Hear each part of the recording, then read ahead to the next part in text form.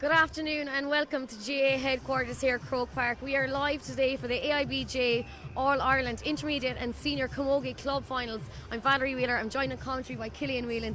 Cillian, welcome. Good afternoon to you, Valerie. Great occasion here today. Later on at half 3 it is of course Slough-Neil against St Martin's, but first up at half 1 it is Gaultier of Waterford and Clonduff of Down. We're expecting a great game and a great excitement here in Croke Park today, Cillian. Yeah, as you can imagine, a number of them here for the first time, of course. 3 of the 4 teams here for the first time. Slough-Neil chasing something that would make them only the 5th team to do it, and winning 3 All-Ireland senior titles in a row. But we're worrying about Clonduff and Gaultier at the moment, and 2 teams coming out getting their first experience, you'd imagine, of Croke Park. And unfortunately, the day, the weather and everything, the gods haven't been smiling favourably on them. But look, they've an All-Ireland to win. Yeah, of course, the weather now, if anyone at home, it is 3 degrees here in Croke Park. I checked before we came on, and it is raining quite heavy. Do you think that'll affect the play today for some of the players? Absolutely. Well, as you know, it's a great surface here at Croke Park, but obviously it can be a little bit skatey as well, especially when it gets a little bit wet. So the choice, I would imagine, of stud and everything that these players have had to go through over the last couple of hours would have been vital, and the rain, we believe, is not going to let up either. So, you know, some players that might get in on their head, but ultimately you're here on the main pitch, they're at headquarters, chance to win an All-Ireland. I'm sure you'll try and forget about the weather, and you will probably forget about it after the opening minutes. Both club sides have a lot of county players and a lot of experience and youth on their side. Yeah, absolutely, an awful lot of youth. And the Gaultier, of course, or Gaultier, they had a number of players that played for Ursulines in an All-Ireland semi-final against obviously a group of girls that will be involved from Loretto that are involved with St Martin's later on. So they're a very young team, an awful lot of 5th and 6th year students involved. Clonduff probably have a little bit more experience, but also have a good youth blend as well in their squad. So Clonduff, you know, only a number lost out from a few years ago when they got to an All-Ireland semi-final, so they still have an awful lot of experience here today. So look, you'll expect to see 2 teams going at it helter-skelter. The weather might play, as I said, a part, but you'll be hoping that no individual mistake happens here today. And but we're not alone today. We're joined pitchside by Oisin Langan, and he's joined by Wexford Camogie player Ursula Jacob, and of course Richie Power of Kilkenny.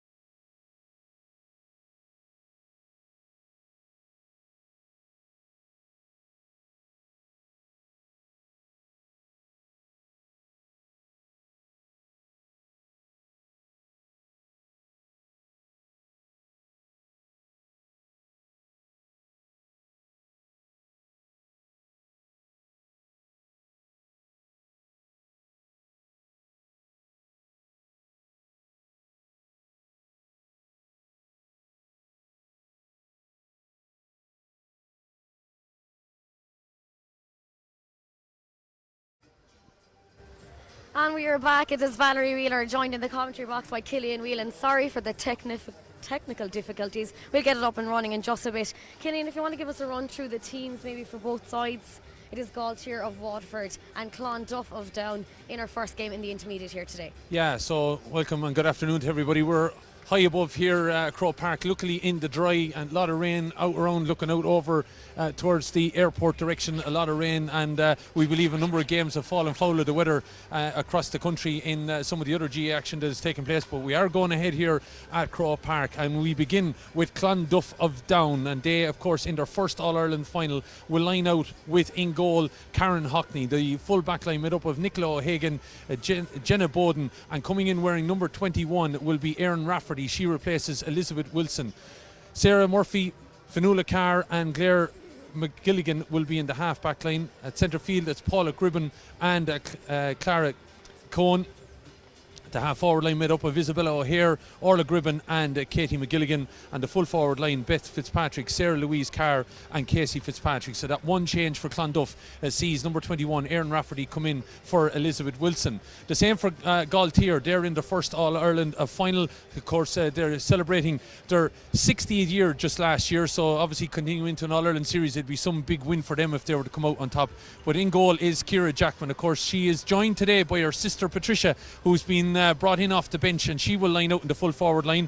But Emily Mahoney, Margot Heffernan and Claire Dunn, they will make up the full back line. Leah Sheridan, Emma Roach and Hannah Flynn, they are the half back line. At centre field, it's Shauna Fitzgerald and Anya Ling. Claudia Carroll, Kate Lynch and Annie Fitzgerald, they will make up the half forward line. And Roisin Flood, Anne Corcoran and Emer Walsh, they are in the full forward line. But of course, Roisin Flood has been replaced by number 26 Patricia Jackman. So one change on both sides, and that, of course, just to remind you again, Erin Rafferty in for Elizabeth Wilson for Clonduff, and number 26, that being, of course, Patricia Jackman in for Roisin Flood on the Gaultier team. Those are both your teams today, Clonduff of Down and Gaultier of Waterford. Let's take a look at both teams now, Killian. I suppose Gaultier of Waterford, after suffering heartache last year in the All-Ireland semi-final, they're determined maybe to make their mark in this year's final? Yeah, you'd imagine, the defeated St. Ryan got the goals in that semi-final and get through to the final by 3-8 to 12 points. Defeated Éire Óg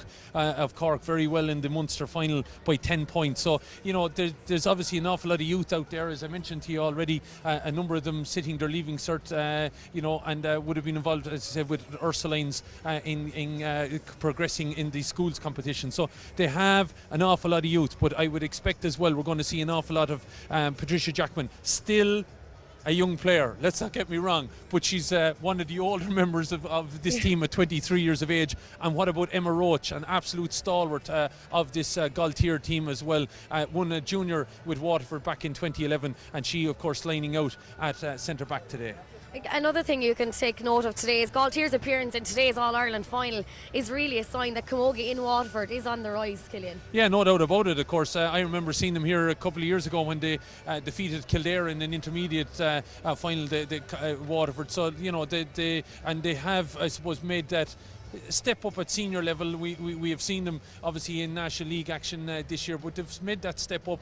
We're one of the teams, of course, that came to note last year in the Camogie Championship alongside Tipperary. So, Waterford Camogie, yes, in a good place, and obviously Club Camogie in Waterford in a good place as well. You have a large volume of Gaultier players involved with the county, so that has to have an influence then coming back at club level. Of course it does, and other inter-county experience. Clonduff have 10 of them on the Down county panel, but they lost the semi-final 4 years ago, and they've only lost 5 players out of that team since those years ago, 4 years ago. Yeah, absolutely, and that obviously has to have a massive impact with regards to fluidity and everything in that, and understanding and relationships and everything on the team. That ultimately stands well to them. And here I think, Valerie, in a tricky situation when the players around you quite well, and that you are here in maybe trying to make a decision about what you're going to do, well, they knowing each other so very, very well will be an important factor, you would imagine.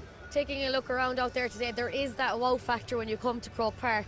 Both teams haven't been here before, but both teams want to show the determination to get the win. Yeah, you'd imagine that they do, and get over that very quickly. We're just looking down at both captains coming through there now to meet the referee for today's game, John McDonough, and he, Galway official, of course, and we see both of them we might be able to see which wins the toss, but there's no wind of a factor here. It's unfortunately just the incessant rain, not a real heavy fall of rain, but it's just persistent out there today, and that surely will have an impact on the pitch out there. Being here with your club, it obviously means everything. You're there with your sisters, your cousins. There is an amazing joy to the community that it brings, both teams being here today. Yeah, there's no doubt about it, and I think Gaultier have won the toss there, so they're going to attack the Hill 16 end by the looks of things anyway out there. But yeah, just that is a huge factor. Community is a massive thing, and you're here obviously with the AIB. They're covering the All-Ireland Camogie Championships here for the last 6 years. This is their third year streaming it. They're 28 years involved obviously with the GAA and the club championships especially, and you know it's everything to me now at this stage. And you know, I'm probably been guilty in recent times of saying that how much the club has probably taken over from the county in some ways, then that, you know, it means so much to be here representing your small little areas of various different locations. And you know, we would have heard of some of these clubs over the years, but now you're getting to see them on a national level, and it's great to see. But as you mentioned, being here with your family, your friends, those you sat beside in school, those maybe you fell out with as well, but you're still here on the pitch today trying to win in All-Ireland. Yeah, it's amazing. Just looking at the girls outside, they're giving it one. I suppose today it's 3 degrees up there. You have to take every opportunity in warming up out there. Absolutely. Might be 3 here. It maybe is a little bit warmer down below. I do know there's always a difference in the levels when you come up here in Crow Park, up in the Crow's Nest, and having a look at things. We're practically centre of the field here. They're going through their last few stages, and I imagine girls now just anxious to get going, as we probably are as well, but just getting everything ready now. The last couple of words, there's not a whole lot more can be said. I would imagine in Clonduff and in Gaultier on Friday night, maybe they had a little get together last night or whatever as well. There was when the major words were said. You're only saying now the key words here with regards to today, and look, we're minutes away from getting going, and it's all about, I would imagine, getting the first score, settling the nerves, and see where it goes from there. Yeah, it's a big occasion here in Crow Park today for the AIB All-Ireland Intermediate Club Camogie Championship Final. It is Clonduff of Down and Gaultier Water. We're in minutes of throw-in, and it's going to be a very exciting game. Cillian, if you were to call it, I know I'm putting you under a bit of pressure here, but I just, it's going to be tight. I think there might be something just edging with Clonduff. I think the Carr sisters will have a major factor in this, and also because there's so many of them involved, and we're here with Down not too many months ago when they lost out to Cork in the intermediate final. That surely they'll be on about putting a wrong to right there. I would feel there'll be some little individual drive there, but you've also then got youth and exuberance obviously on both sides, but Gaultier might just bring that little bit, and you've got girls who are winning at schools level, and surely they're just carrying it across. So Valerie, you really put me on it, and I don't want to be kind of sitting on any fence or anything like that. I just think maybe Clonduff might just have enough here.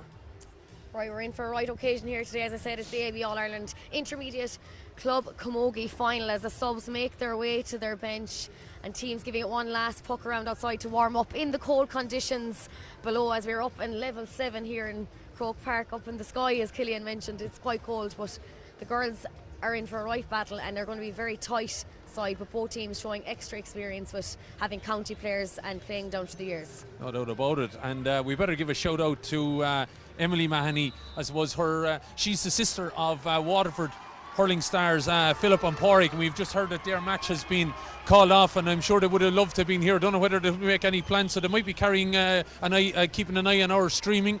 So if they are, hello to you guys.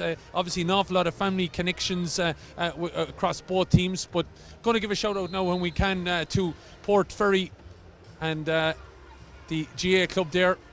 And I know during the week they were letting us know on social media that they would be showing the big match under screen in the pub in the clubhouse. So hello to all that might be in Port Ferry, but anywhere else, Port Ferry, anywhere else that you might be, let us know. If you're watching on AIB Facebook or on YouTube, but especially on Facebook, comment underneath the pictures, and we will be able to keep in touch with you and maybe give you a shout out during the game. But we're only seconds away now from this as we see Clonduff get into position, and Clonduff will defend the Hill 16 end. The referee is John McDonough from Galway. He'll be helped out by John Dermody of Westmeath, Conor Quinlan of Galway, and Suzanne Ford of Dublin. As the ball is thrown in, game is on here and a little bit of ruck forming, and it's Gaultier trying to get in and win a roll lifted now, and it's going to be obviously difficult in these conditions. The referee says that there was a challenge coming over the top there, and it's going to be Gaultier with the free, and that maybe breaks up that little bit of a scrum. It didn't make too many yards here. My name is Killian Whelan. Valerie Wheeler is alongside me now, keeping an eye on matters as we have maybe the first shot of our afternoon at the post here. And it's coming in from Anya Ling. Anya is joined by her dad today, who's in the backroom team. He's one of the Mayor Ishka, I believe. So he'd be maybe urging on instructions out there as this ball then is moved back to Anya. Drops it under a bit of a hassle there from Clonduff captain Paula Cribben. Looked like she threw that ball a little bit, but Beth Fitzpatrick is back there now to try and play this ball for her. But Gaultier with Anya Ling still there, trying to dig it out and going forward. Maybe in there to try and help her out as well. Might be just standing off the side. Casey Fitzpatrick maybe is there along. I just see she trying to get in and dig it out, but Emer Walsh was trying to get in there. But Anne Corcoran was looking for the ball to be dug out, but it's got forward now by Clonduff, and it's delivered to Isabella O'Hare. And Cribben now coming on to it. Paula Cribben, of course, who's a soaring star and a great player, of course, with Down, releasing that ball now, and it's full forward Sarah Louise Carr that delivers the ball across here. Opportunity maybe now for Clonduff, and it's a lovely bit of control, but the referee is going to call it back for the foul that was committed on the number 10, Isabella O'Hare. And it was, I suppose, Paula Cribben there having such an important a part to play in that. She was involved in that move a couple of times. Of course she was. She got it out from down below, and then she passed up to Isabel O'Hare, but I don't know, Isabel didn't see it. Cassie Fitzpatrick was absolutely open here on this side. She was kind of roaring for the ball, so maybe once things settle she might see more opportunities in front of her. Yeah, but this could be a perfect chance now to settle the nerves here. The opening stages. You can probably hear the rain a little bit just on the roof over the top of us, but the girls, I'd imagine, not minding it now too much as the shot comes in from Paula Cribben, and that's gone over the bar.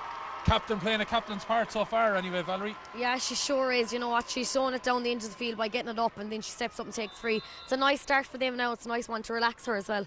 Yeah, so Clonduff, as we know, have been in the closing stages of such before. Lost the semi back 4 years ago to Piltown, and have lost a couple of times against Eglish, as have Gaultier, who lost a few years back as well to Eglish. So maybe you can get an idea on both of these teams. Haven't played Eglish over the years, but here's Cribben coming forward again, plays a low ball. I think she just got a little bit of a hook there. She went to have a shot off, and it's out to pick up this Ciara Jackman. Jackman looking to deliver it over to the far side. Of course, her sister Patricia on the team today, coming in as a late replacement for Roisin Flood. But it looks like Clonduff have won this ball back, and that's a lovely one-handed pull forward by Paula Cribben. Looking to try and dig it out over there, but the referee says no. There was a foul committed there. And Gaultier have sent over centre back now. Emma Roach, of course, the stalwart, we're calling her. Of course, a former soaring star as well, knocking this ball down to the far end of the field. Lovely but that's catch. well taken there by the other number 6, Fionnuala Carr. Of course, Fionnuala playing with her sister Sarah Louise, and they, the daughters of down great Ross Carr, who I would imagine is here. Great man of the 80s and 90s, and probably into the noughties a little bit as well. And of course, Clonduff, the home of Paddy O'Hagan, a great down footballer of the 60s, who ended up down in Galway and went to his eternal reward a few years ago. I'm sure watching down here today, keeping an eye on his beloved Clonduff as this ball is delivered long down to the far end of the field, and the ball hops over a few heads. So it's a dangerous ball, and trying to get in on there, Sarah Louise Carr going to have a shot. Carr just comes off of the left hand side and out and wide. An opportunity there, she definitely spotted it. She definitely did. You know what, I suppose the catch from Fionnuala down below as well, you have to give a mention to that. Hand straight up into the air and straight into her paw. But as you mentioned, Sarah Louise, she's going to take those chances if she can get them, and it was just on the opposite side of the net. But she's a dangerous woman in there. Yeah, dangerous woman, I would imagine, no doubt about it, being able to get these chances. But, we're just looking at attention going in there for one of the Gaultier players that was caught up in that. 5 minutes gone. It's point to no score. That coming after 3 minutes of free that she played a big part in helping to win for Isabella O'Hare. Paula Gribben, of course, now married Paula O'Hagan, and she married to Darren O'Hagan. He was a captain of down there last year.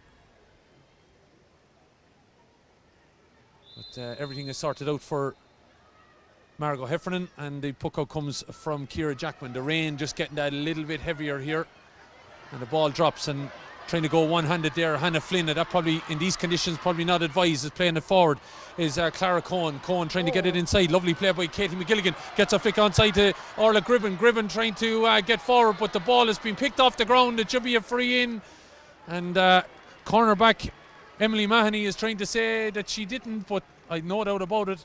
It was the lovely little stick work there by Katie McGilligan, Valerie. It was unbelievable how well she saw her I suppose her partner in crime coming in beside her, but even if she just got it, she did pick it off the ground in the end, unfortunately for her. So Orla Gribben was getting in there, and her sister Paula is going to step up now, the captain, to take this. And you won't miss Paula out there anyway today, with the Clonduff colours on her helmet and also the white boots. As she comes up to this and puts the ball up and over the bar. So Paula Gribben is a big difference here between these two teams so far. And Clonduff just getting the start, and Gaultier, haven't really got to trouble Clonduff really in these opening stages, Valerie.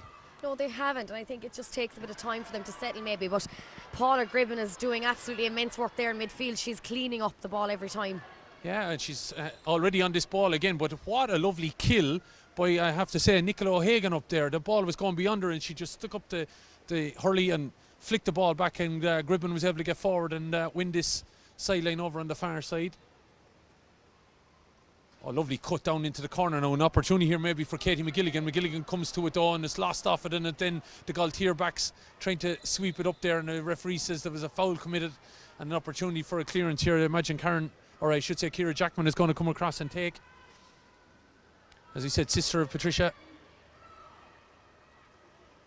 And a number of Fitzgeralds on the team, of course, here today, but all cousins, but their mammies are involved in the background.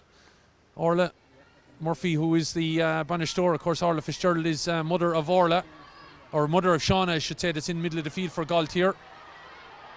But it's Clonduff that have turned this puck out over again, and coming forward with it is Orla Gribben. Gribben going to have a shot that's tight to the right hand upright, off the top of it, falls back out now. Chance for Isabella O'Hare, looking to turn around the house a little bit, flicks it lovely on the hurl again. McGilligan looking to get inside. McGilligan with the shot, blocked away by the goalie. Good block away by Ciara Jackman, but the reaction there, you'd have to say, was better from Clonduff. Of course it was. When the Gaultier expected that one to go over, and you can never expect it to happen in case it did come off the post. They should be ready for these kind of things, So Gaultier defence are definitely under a little bit of pressure here, and it's coming, I'd have to say, being driven very well by that half forward line. Definitely the half forward line is pushing complete amount of pressure on the girls inside, and they do need to be just more wary of the actions that might happen around them. So looking at the linesman out, marking exactly with the umpire where this 45 is going to come from, as we see John McDonough making his way in around the edge of the square, just keeping an eye on things, but the rain, unfortunately, now coming down. Pity there's not maybe more of a wind that could blow it off a little bit, but it's just incessant, and we try not to think too much more about it, because I have to say, Paula Gribben is making very, very little of it, and she's put a third one over the bar from a placed ball after 9 minutes. She's now 2 frees and a 45, and it makes it 3 points to no score, and Gaultier struggling to get beyond the Clonduff half back line here. And we just noticing maybe on a positional sense that there's a couple of extra players for Clonduff hanging around out in the midfield section, and they're probably playing just 3 up top, Valerie. They are completely, and look, you can just see it there. Where's the marking back here? They're pushing them all up the field. So won that ball there by Margot Heffernan, but she's thrown it away, and it's taken on now by Sarah Louise Carr. Carr settling on her left hand side, driving it in and driving it over the bar. And Gaultier are, I feel now, Valerie, in the early stages, are now in a bit of trouble here. They're extremely in a lot of trouble. I think they're finding it extremely difficult out there. Clonduff girls are really taking over. They're taking over the field, and just the play, they're reading it better. Even the girls' puck outs, unfortunately, not winning them. I know she's after getting this one. But I have to say, Clonduff now are just stronger on the ball, coming to it, and there's trying to get in there again, Sarah Louise Carr. That was her first score from play, and she tried to win forward there again, and she's been fouled, and it's going to be a free in, and Gribben going to stand up, and I'd say Paula Gribben, if she's given the opportunity, will knock these over all day. Of course she will, and she's got a bit of confidence now from the first three, so she's going to just push on and get these over the bar. I'd just be worried for Gaultier. It's so early for them to be struggling. It's only 10 minutes into this game, and they just can't seem to get it down the field. Yeah, and you're thinking of young girls as well. I know youth sometimes can work on the side because there's exuberance and everything like that, but sometimes as well it can, if you're going to be picking on something negative when the pressure's coming on, that, you know, just being able to handle that. So here is Paula Gribben again, as he said, lined up alongside her sister who's in on the 40, but Clonduff seem to have their homework done on curbing the puck out so far for Gaultier in standing in the space, as Gribben likes it. She's gone before that ball is halfway through the air every time, isn't she? She really is, for someone just to take off after hitting it. Do you know what? She's 4 now on the scoreboard, and she's just getting better and better out there, especially winning the ball. 5 points and no score now, and Ciara Jackman looking for length in this one, and she's got good height and good length on it now. The break needs to work for Gaultier if they're trying to come into this game, but in there Fionnuala Carr, but Gaultier have actually won it, trying to play this ball across. Maybe just need a shot off a goal. That might help a bit of confidence here. Gaultier coming forward now from Waterford, of course, looking to drive forward, celebrating of course their 60th year in 2018, but Clonduff have turned this over and looking to come out, but that's good stick work there by Kate Lynch, holding that ball up and trying to get it to Annie Fitzgerald. Annie is coming forward. The referee says that she was overplaying the ball. Annie has a shot at the goals anyway. That might do her any harm in some ways. I know the ref mightn't appreciate it, but at least she's had a shot at the post, and might help if they get another shot in the next few minutes. Yeah, definitely. I think it's something that, I know, as you mentioned, the ref won't be too happy, but it's something she may need to do for herself. Absolutely. I'm sure she'll be hearing from her mammy, who's Mayor Ferna there today. Gail O'Sullivan is mother of Annie Fitzgerald, and Annie just had that shot, so plenty of family connections here. Is this from Fionnuala Carr, who's one of another big family that's here, tries to play it forward there and find Paula Gribben, but Gaultier had it and then lost it, and now it's back in there trying to be won again by Clonduff, but it's Gaultier. Look like they've roll lifted and got it forward here now. Opportunity for Gaultier, being urged on by the crowd down below us to get forward with this ball. Good strong and running here coming from Shauna Fitzgerald. Fitzgerald looking to pop the pass. Here's an opportunity now. It's coming in here from Annie Fitzgerald. Fitzgerald still going, looking to play it inside to Anne Corcoran. Ball is on the ground though, looking to break away. 13 minutes gone here. It's 5 points and no score. This is the furthest forward that Gaultier have got, and it's Clonduff though. Plenty of colour you can see there with their gold and black jerseys. You can pick them out, no question about it, as they look to come out with it, and they're going to clear it there with the cornerback getting that ball out, Nicola O'Hagan. Ball is going to be tried to be won here by Gaultier though, and it's been won back by their wing back Hannah Flynn. Flynn looking to get it off and forward now. Midfielder coming forward, Shauna Fitzgerald. Fitzgerald looking to hand pass it inside. Ball is still there. Could be Gaultier in a bit of space now. Here's an opportunity. Oh, it goes through the legs. Chance maybe gone a begging for Claudia Carroll. She's still going forward though. She has an advantage. It's going to be a free and a chance for Gaultier to finally get a score on the board, but it just at the, I suppose, inopportune moment went through her legs. You'd really feel there was a goal on. You'd really feel that she did have a big opportunity there, but it's just looking so much tough work out there. They're battling hard to get the ball, and it's just not coming through for them when they do get it. Yeah, it's been unfortunate, but going to be an opportunity here now where they will have this free, and it looks like Annie Fitzgerald is going to take this. Lots of towels, I would imagine, out now, trying to keep hands dry, trying to keep the hurleys dry as well. That's a big factor here in these incessant rain. Just looking at Paula Gribben, already taking up a place for the puck out, as she puts this in Annie Fitzgerald and puts it over the bar, and Gaultier at least have taken that duck egg off the board.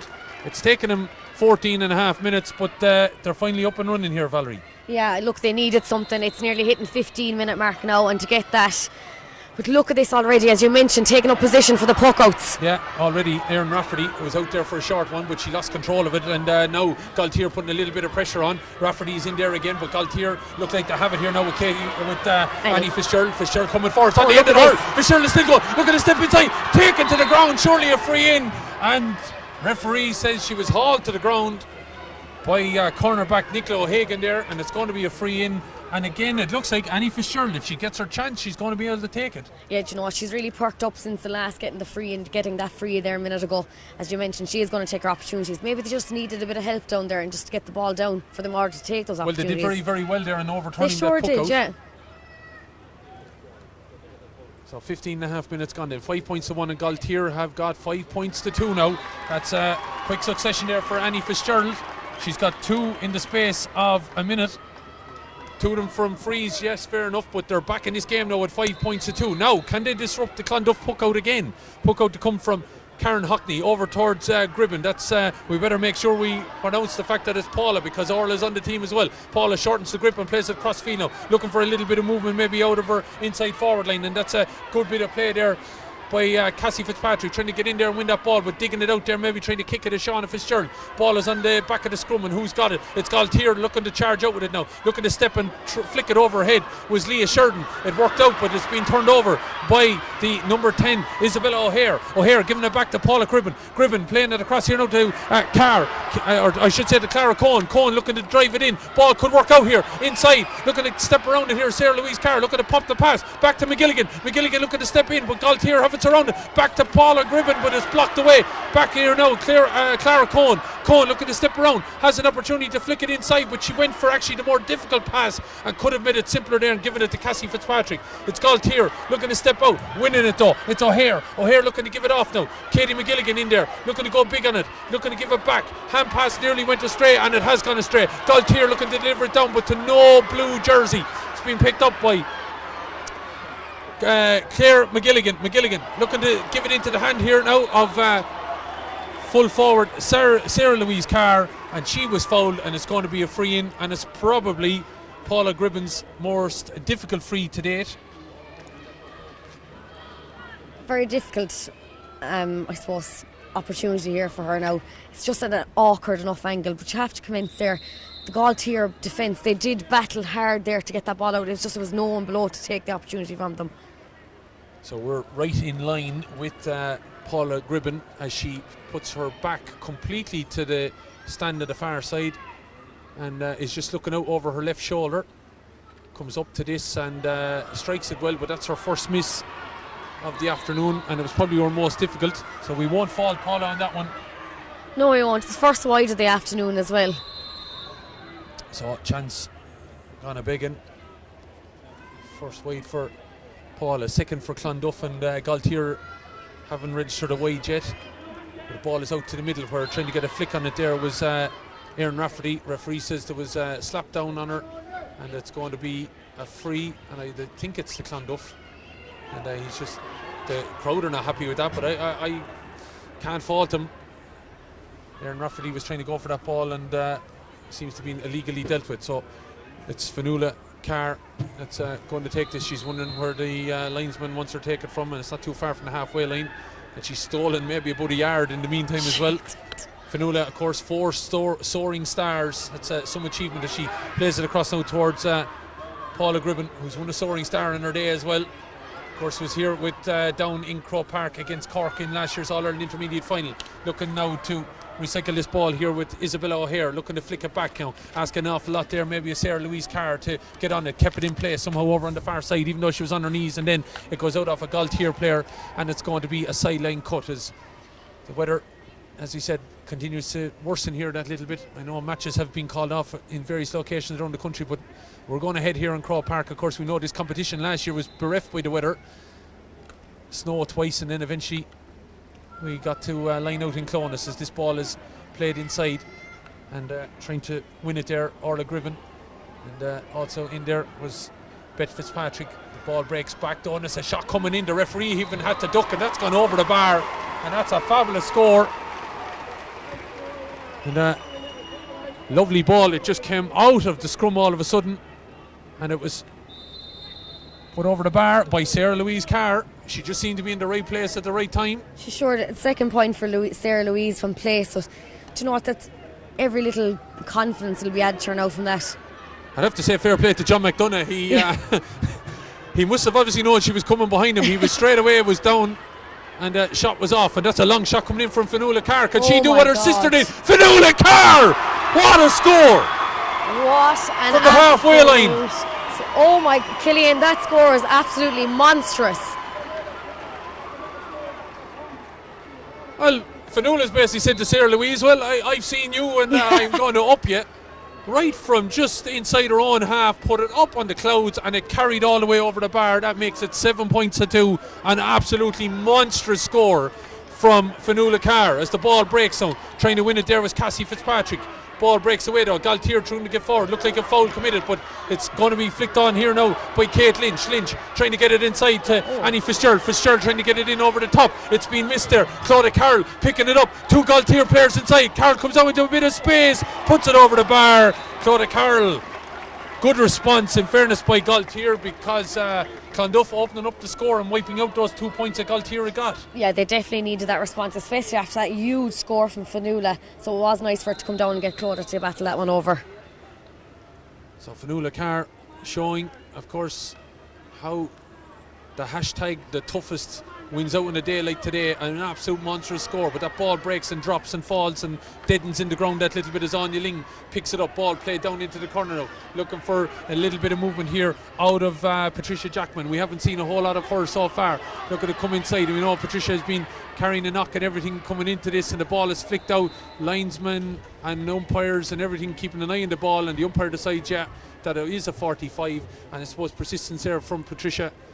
We know that she was sprung late, of course, coming in for Roisin Flood, but she is maybe somebody that we were expecting might see some time and could go off and could come back on again, but she's here anyway, and it's her first real opportunity, and she has won this 45 for Gaultier. And with 22 minutes gone, 7 points to 3, Gaultier needing to keep themselves in this game. We've seen players down below doing the helicopter movements to try and keep those arms warm and keep the blood flowing, and that ball has gone in and over the bar, and that is a good score there for Annie Fitzgerald. So whatever Paula Gribben can do for Clonduff, she can do for Gaultier.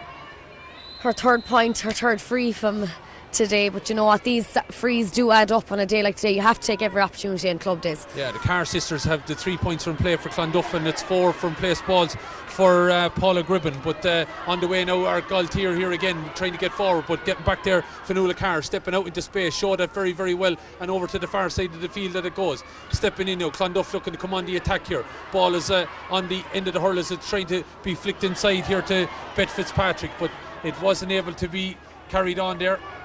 And Beth was trying to link up there a little bit with Cassie, but it's Gaultier now down the other end, and the ball is on the end of the hurl and still coming forward now. Gaultier trying to get forward, a good strong run. Referee says that it was a foul committed there on Anne Corcoran, and it was a good powerful run by Anne.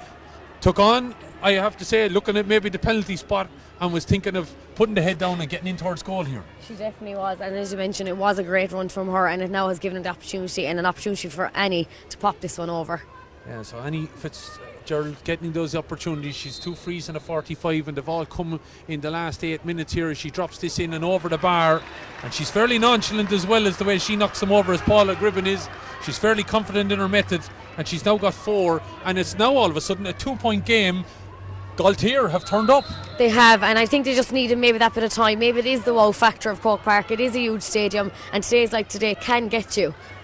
Karen Hockney then with this puck out to the middle she goes, and trying to get it into the hand there of Beth Fitzpatrick, but she's lost it. Now is an opportunity. Could be a good drive here from Shauna Fitzgerald on the end of the hurl. Shauna Fitzgerald is still going. Look at the charge forward now. Opportunity to flick it over the top. Ball is still there. Could be a chance for Annie Fitzgerald. Annie's still going forward. Being held off by Rafferty. Ball is still breaking. There's 2 Gaultier players in there. There's 3 in there now. Opportunity still there. Corcoran looking to get in on the flick. Jackman is in there as well. Ball has been taken away from Emer Walsh. Had an opportunity, but Gaultier are still holding up the opportunity for Clonduff to get out, and Clonduff win that ball. Big play there, you'd have to say, by Jenna Bowden, and she has won that. She kind of showed a fist up to the players out the field to kind of say, come on, will you? Yeah, she did, and I think that's because they're after letting Gaultier back into this game, and that's not what they wanted. They were so far ahead, and for them to get that so close again, you know that's going to kill Clonduff out there. Yeah, it was 4 points and no score at one stage, but Karen Hockney now with this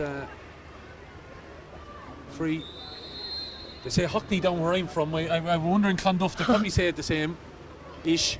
Yeah. But it's Hockney anyway. It's Hockney at home too. Gets it out on the far side. Lovely control there by Paula Gribben, who seems to have been curtailed now a little bit in the last few minutes by the Gaultier players. Ball is knocked up into the corner, asking an awful lot there of Annie Fitzgerald, but she's going to get there, going to step inside Jenna Bowden. Annie Fitzgerald is still going, ball is on the end of the hurl, lost away from her, 3 Clonduff players around her, and she had maybe too much to do on her own. Bowden delivers it out long now, underneath it, trying to win it there, Gribben, but the ball has gone over the top now. Really Gaultier coming into this game now. Anya Ling blocked down though, 2 players around her, and Gaultier maybe just starting to believe in themselves that little bit, trying to be scutting this ball away from her though a little bit is Sarah Louise Carr, but it's been flicked away by Gaultier and looking to get inside. Oh, lovely pick up by Jackman, looking to step around her now. That of course is Patricia Jackman, came in late into the game as we said, and the ball falls away from her grasp and trying to drive forward there. Physical challenge is going in, but it's still Clonduff though to dig it out, coming charging forward with it now. Ball is in the hand, still moving off the shoulder here. Katie McGilligan shortens the grip, dropping it in, and it's going to be into the grateful hands and taken well by Ciara Jackman. Steps around her player and then off her left side drives it out here, looking for someone to get to it, but it's a little bit too strong and it's gone out over the line. Hannah Flynn wasn't able to get to it, but Clonduff just all of a sudden maybe the little touches getting away from them. I think it has been. I think that they're now realising that Gaultier are after waking up a bit and coming into the game. As you mentioned, they're believing themselves more, they're getting more confidence, they're attacking more, and it's not that it's slipping away from Clonduff, but Gaultier are really getting into this game. Sarah Cohen played that sideline cut in and really should have played an easier ball. I would have thought, went for a little bit more speculative, and it was cut out by Hannah Flynn, and it's been won as a free here now for Gaultier, and we see goalkeeper Ciara Jackman now coming all the way out to take this. Ciara wisely, of course, goalkeeper, well covered up, leggings and long sleeves on. Imagine would be standing around a little bit, so has to keep warm as she sends this ball down along the wing here, trying to come and take that. Was corner forward in Emer Walsh, but the ball is broken away from Emer and Kate Lynch there. Still trying to play it forward, and there's a couple of players fall over, and that surely was a foul. And then there's a bit of afters on Fionnuala Carr. Referee, I don't think has seen the incident. I spotted it down here, and there was a pull of the jersey, Fionnuala Carr and Emer Walsh, but there was another incident off the ball. Yeah. You were keeping an eye on what was going on, and the referee decides to throw the ball in. And, I don't know why the linesman hasn't seen that. There was a bit of a hustle between Leah Sheridan and of course Fionnuala Carr. I think Leah did end up giving her a shove there. So as you mentioned, the linesman should have spotted something like that. Yeah, there was a pull of the jersey. All right, by I don't think Fionnuala Carr was overly happy with the challenge that came in on her, but the referee hasn't seen it, and the linesman doesn't seem to be drawing his attention to it. So it happened. All of this happened within, I would say, 5 yards of both officials, and neither of them saw it. No, I think Leah's hanging back there because she knows she could have got herself in trouble, and she's lucky they didn't see her. So anyway, it's been all sorted out so far, it would seem. But again, I'd fault John McDonough there. There was an incident, that created that scenario before that, and it's really, I would have thought it should have been a free to Clonduff. It should have, and then maybe that mess afterwards wouldn't have happened between Leah and Fionnuala. Yeah, I would think so, but we're still waiting on this throw ball here, and we've wasted about a minute now at this stage, and John McDonough waiting to get the okay from the linesman that everything is okay. It's Gaultier to win the ball, but it somehow has fallen out of the grasp, and there's a little bit of a, tempestuous is what I'm going to call it, creeping into this as Gaultier trying to play this ball forward now. Emma Roach, dangerous ball though, could be Jackman trying to get in there, but it's well played by Karen Hockney. So tension is starting to build here. Is winning that ball over there is Beth Fitzpatrick, and she plays it over the far side now. Paula Gribben, who definitely lorded the first 15 minutes trying to play this ball forward, and it's been robbed. Looking to control on the hurl, charged though, I'd say, by the referee, says the referee, and I think there's no doubt about it. Yeah, a charge there by Orla Gribben. And I don't think there's any doubt about that. And we're going to see a change, it looks like. So the change that happened before the game, Elizabeth Wilson was replaced by Erin Rafferty, and Erin Rafferty is now being replaced by Elizabeth Wilson. I don't know whether there's been an issue there or something like that, but that change has just happened, and there's going to be 2 minutes of additional time. And I imagine now even a little bit more, considering we have a little bit of a stoppage. But Valerie, looking at it, Gaultier, you'd have to credit them, have come back roaring into this game. Oh, hugely. And you know what? They needed that, because you would hate for them to be going in at half time and having so much between them, because you would think there was no chance from the second half if so. But they're hugely have to come into this game. I know they're robbing ball up this end of the field, and it's just, they're getting more confident, as you said, believing in themselves. Ciara Jackman came out and played a short free there with Anya Ling, and went for the return and knocked it down along the wing and up on the far side, where trying to win it was Anne Corcoran, but Clonduff have turned it over and the ball is played across field. Not a great ball, but it might work out here for Clonduff. Trying to play it forward there is Clara Cohen, but it's been in fact won out by Gaultier. Gaultier trying to play it, lovely taken in, unfortunately she lost it. Kate Lynch trying to get forward, surely a foul, and now's a chance for Gaultier to just be a point down. And when you consider how the first quarter went, this would be some turnaround here. This is, I'm sure they'll be extremely happy going in at half time with what has happened in the last 15 minutes here. Another opportunity for Annie Fitzgerald. It's a good bit out. Good bit out though, probably her most difficult one.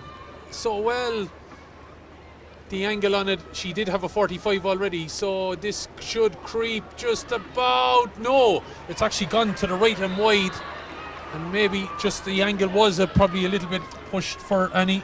Yeah, she had the length, but she didn't have the accuracy. But just looking at Damien Farnan down here, the Clonduff manager, he's keeping an eye on the half back line here for the last while, and maybe he's worried about a little bit of things down there as the ball has been turned over, trying to win it as she slipped it just the wrong time, Emer Walsh, but she gets the ball back here, trying to flick it forward. Could work out. Jackman, how did she pick that ball up? Ball is inside. Here's Gerald gonna have a shot. No, she's taken down, is she?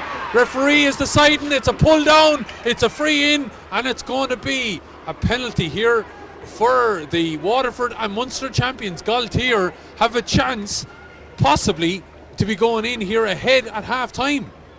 This will be some turn up. This is huge. This is huge for Gaultier for this to have happened. It was some rob as well of a puck out. That's what kind of kick-started this, and she headed in with it. But you'd have to credit Emer Walsh. She slipped, was on the ground, and then got up and was able to lift it up. She did. In fairness to her, the conditions are getting worse out there, and it's just looking extremely slippy. But the pitch is in great condition here in Croke Park. It's the only thing that might stand to them. Yellow card, I think, has been given there to a Clonduff player, and that I think has been given to number 7. Claire McGilligan. I think she probably had to take one for the team there as she was trying to protect the goal of Karen Hockney.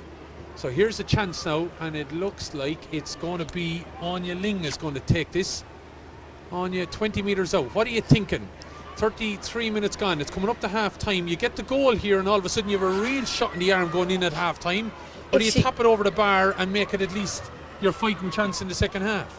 Even if she goes to the goal and it bounces back out, look how many's waiting to get a head in for it. Look at that. I'm going for it. Go for it. She's better off going for it. Wet grass. If she knocks this along the grass, this could be in the bottom corner. Here we go then. Anya Ling up against the Clonduff players on the line. Anya Ling comes up and strikes his shot low. Oh, it's ball is scooped away. 2 players there, and that was it. It was worth maybe having a go. Clonduff, it's given them maybe a shot now that they've denied the penalty, but Gaultier are still in this game. Yeah, do you know what? She had to go for it. Why wouldn't you? You'd regret not going for it. It's All-Ireland final day. Listen to that atmosphere coming off the pitch here for Camogie Club final. It's Clonduff and Gaultier. The atmosphere is amazing down there. Yeah, so a combination of Karen Hockney and I think it might have been Jenna Bowden. Both of them went to the left side of the goal, the right side as the shot came in there from Anya Ling, and they smothered it away. Probably didn't get a full connection on it. She probably was trying to use the grass, the skid of the grass, in order to be able to get the ball to the back of the net. But you'd have to say, Valerie, Gaultier, fabulous turnaround when you consider that the first 15 minutes it was all about Clonduff. Of course they are, after getting really back into this, and you know what, it's a real enjoyable game, and it's after getting so close over the last few minutes, and as you can hear, the atmosphere is building downstairs, and the fans are after showing up, and they're showing their sides. Great support down there. 5 points to no score it was. It then went to 5-2, 7-2 then, and credit Gaultier with the way that they came back with a run of scores there. Claudia Carroll, Annie Fitzgerald with 2, making it 7 points to 5. That's how things have all turned with regards to the action here, Valerie. Yes, it is half time and it is Clonduff 7 points, Gaultier 5, with Valerie Wheeler and Killian Whelan in commentary. We're going to go pitch side now to Oisin Langan, and he's joined by Ursula Jacob and Richie Power. We're not singing in the rain, we're presenting in the rain. I'm not sure if Ursula and Richie are going to do a dance with the umbrellas Fred Astaire style. At the break, Clonduff lead by 2. Ursula Jacob, twice a winner of this competition in the senior grade with your club, out at the Bala. What have you made of it so far? Look at Gaultier, definitely were that bit slower to start. You know, they didn't get their first score didn't come till about 14 minutes, so Clonduff would have been happier. You know, Paula Gribben got 4 super points from frees, and Sarah Louise Carr, you know, chipped in with 2 points, and then we seen the monster point from Fanula.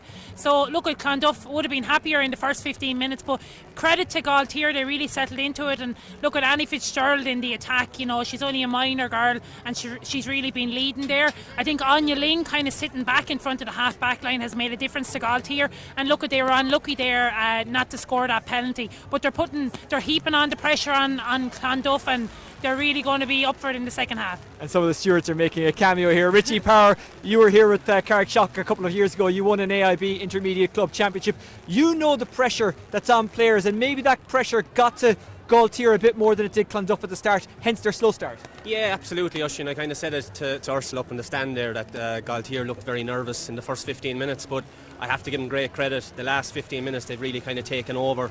And as Ursula said, very unlucky not to get a goal from the penalty just before half time, which would have been a huge score. But look, they're very, very much in this game, and I think they'll be probably happy going in at half time just 2 points down. That penalty is a huge, potentially huge turning point in this game.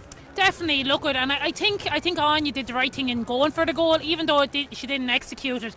You know, it would have been a great boost for Gaultier. But look, they'll be happy enough. They're only 2 points down. They didn't really hurl much in the first 15 minutes, and I think they've settled that bit better into the game now. Clonduff, you know, they were looking at Orla Gribben and Sarah Louise Carr in the full forward line. I think they were maybe going for the goal threat there and trying to expose the full back line for Gaultier. But in fairness, Margot Heffernan, Ciara Jackman in the goal, they've all stood up and they've dealt with the pressure. And it was no surprise to you that Trish Jackman started for Gaultier. For those of you who are unfamiliar with Trish Jackman, she's a bit of an icon around Waterford Camogie, an All-Ireland winner. She works over in Sunderland, I think, where she's a professor, but her experience is beginning to show, isn't it? Yeah, definitely. Look at, she set up the pass for Annie Fitzgerald going in for the penalty there. So look at, she's in on the edge of the square. Trish can play anywhere on this field, and I think maybe they should bring her out a little bit more in the second half, because the ball has been a little bit slow going into her. She's a massive player, she's a great strike, and if she gets one chance she'll score. That's key, isn't it, Richie? Getting it to your players who you know can deliver, especially on All-Ireland final day, especially here in Croke Park. Yeah, absolutely, Oisin. And you know, just I suppose what Ursula said there as well, like, I know Trish probably hasn't been training as much with the squad, but you know, All Irelands are there to be won, and you have to put your best players on the field. And you know, Gaultier have gone with that, and they really need to get her into the game a bit more. You know, they had her in full forward for the first 15 minutes, and the ball just wasn't going into her. It's something you famously did with Kilkenny, played in an All-Ireland final, having had an injury-ravaged year. How difficult is it, or do you kind of get a lease of life from finally getting out there? Yeah, you do. You know, the adrenaline, I suppose, brings you through. You know, I've been in that, I suppose, situation myself, and I suppose once that ball is thrown in, the adrenaline takes over and it gets you over the line, even though you mightn't have had as much training as you would have liked. But you know, All-Ireland final day, you know, that itself gets you through. And you know, I'm sure it's going to be no different with Trish as well. But look, I think Gaultier are very much in this game. I think they'll be happier going in at half time. I think some of their main players are after getting into the game in a huge way. Ursula, what do you think is being said in the Clonduff dressing room? I guess because Gaultier had the finish they did to the first half, all the talk is about them, but Clonduff for large periods have played well. Yeah, definitely. And look, I think they were really dominant around the middle third. As I said, Paula Gribben has got onto massive amount of possession, and Fanula Carr's influence at centre back has really shown as well. So I think they're going to be saying, look, we need to get into our danger forwards. That's Orla Gribben, Sarah Louise Carr, and you know, they've been taking their chances well. They've used the ball well. I think they've probably used the ball that bit better than Gaultier. So I think maybe a goal here today, if one of the teams can get a goal in the first maybe 5-10 minutes in the second half, it really can, you know, set the game alight. Richie, talk to us about the oxygen that a goal provides here in Croke Park. Yeah, I suppose, look, it's everything. You know, I suppose the first 10 minutes of the second half I think is crucial. I suppose Kilkenny, when I was playing, you know, we used to target the first 10-15 minutes of the second half to really go out and try and, I suppose, bury teams in a way if you could get a goal or two. So I'm sure both teams will be kind of thinking along the same lines, but it's very important to keep tapping over the points as well, you know. And I suppose Ursula said about the penalty just before half time, maybe you should have taken your point. Given the conditions, it was going to be very, very hard score. What would you have done? I suppose, look, I probably would have. I know you would, I didn't have to ask, but what about you? Would have went for the goal as well, but I suppose in a game of this magnitude, as I said, with the conditions, you know, it's very, very hard to get a clean strike on the ball in these conditions, and I think that showed as well. And you know, with 3 players on the line, which we're not used to seeing, it makes it that bit harder to get the score. And you know, look, going in a point down at half time, 2 points down, there's not a huge difference, but it's a huge psychological thing for Clonduff, I think, having stopped that penalty.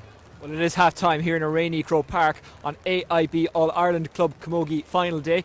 It's the intermediate game first. Clonduff leading Gaultier by 7 points to 5. And of course, this is AIB's 6th year behind the Camogie Club Championship and 3rd year to stream it live. They've been involved with the Club Championship overall for 28 years. And of course, St. Patrick's Day is going to be another great day here with 2 great finals coming up. We're going to hear from Kathleen Woods, who is the president of the Camogie Association, in a few moments. But Richie, what do you think has been said in either dressing room, and how much of what's being said filters in?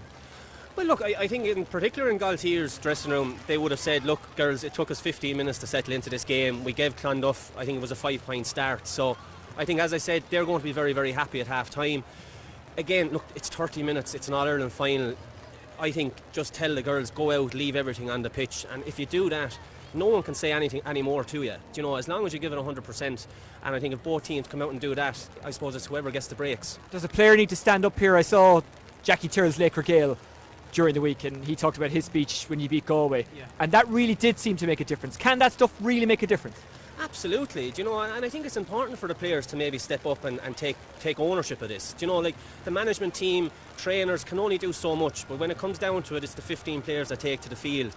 And I think the 15 players in those dressing rooms now need to come together and promise each other, look each other in the eyes and say, look, we're going to leave everything out there, no regrets. And I think that was a big thing we always spoke about in the Kilkenny dressing room, was no regrets. And if you can walk off this field having no regrets, well then you can't do any more. Ursula, were you one for speeches at half time, or how did you treat it? Because players would have looked up to you. You were at that stage when Owlark got to Croke Park. You'd already won All-Irelands with Wexford, so you were a leader. You were seen maybe as the person to make that speech. Yeah, I suppose, look, there would have been 2 or 3 of us in the dressing room in any game that we would have spoke up. And I suppose, look, you'd be saying to each other at this stage, do the simple things right. In these conditions, on this day, it's about doing the simple things. It's not fancy hurling out here today. The ball is going to be wet, it's going to be a bit heavier, and it's doing the simple things right. And look, I wouldn't be surprised in the second half with Gaultier in particular. They've Aoife Fitzgerald, she's a young girl. She had been sick coming into the semi-final with glandular fever, and she made a massive impact in the semi-final, so I have a feeling they might introduce her in the second half. And for the moment, thank you very much. The weather is very much the dominating factor here in Croke Park. At half time, Clonduff leading by 2. We're going to be up with Killian and Valerie very shortly for the second half, but Kathleen Woods, the GA, the Camogie Association president, is about to speak to us. She's actually upstairs with Killian. Thank you to Oisin Langan, Ursula Jacob, and of course Richie Power. We're back up here on press level, and we are joined by the president of the Camogie Association, Kathleen Woods. Kathleen, an amazing occasion here today in Croke Park.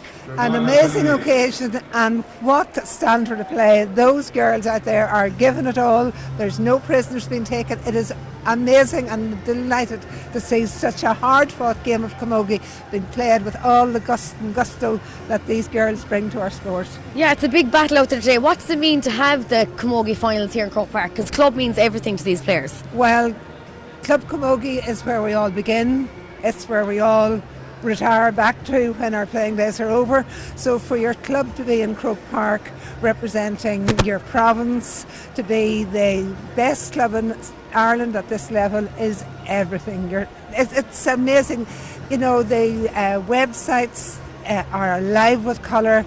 People from abroad contacting, wishing girls good luck. The life and soul of the association as a club, and these girls are bringing it all. And of course AIBJ are huge sponsors of the day, and it's amazing to have these games live streamed. I mean, people from all over the world are tuning in today, and if you are, make sure to comment on below and tell us where you are listening and watching from. But it's amazing to have it streamed. Streaming brings our friends and family who are abroad, who are at home, are old and are sick and are elderly, who are unable to attend our matches. They're at the game when we live stream, and I have to congratulate AIB for their foresight and their initiative in doing this. It's wonderful. And you're up here experiencing the atmosphere yourself, but did you hear the cheers and crowds that these players got coming off the field? I did. It is just, the excitement down pitch side is great. I'm delighted to be here on a day like this. Thanks very much. That is the president of the Camogie Association, Kathleen Woods. We're going to head back up now, and Killian Whelan is above, and he's going to run through the teams that are going to head out here. It is, of course, Clonduff and Gaultier, and we're heading into the second half. Thanks very much to Kathleen Woods, and thanks Valerie, as we see the match officials back out on the field.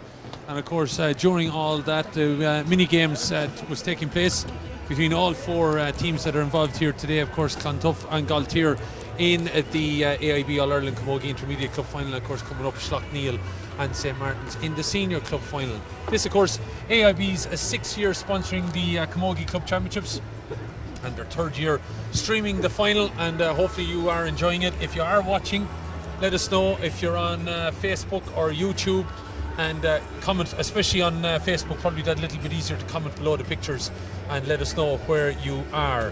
But don't forget, both of these teams now fighting it out for the Agnes of Farley Cup, which will be presented by Kathleen Woods at the call of this game. We assume, unless there's a draw game, and it could, the way things have been going the last 2 quarters, or the last quarter I should say, anything could happen yet. Anything could happen, of course, and if you are watching, you'll have noticed the clothes change. Myself and Killian have added layers upon layers to ourselves here in the press box, with jumpers and hats and scarves and headbands, a lot we've on us, because it is quite chilly out there, and the rain has seemed to ease off a small bit looking out on the pitch. Yeah, slightly compared to what it was. There was definitely a fall of rain there for about 10 minutes of that first half, where the whole scenario changed. But we're looking at both teams getting ready now to come back out onto the field.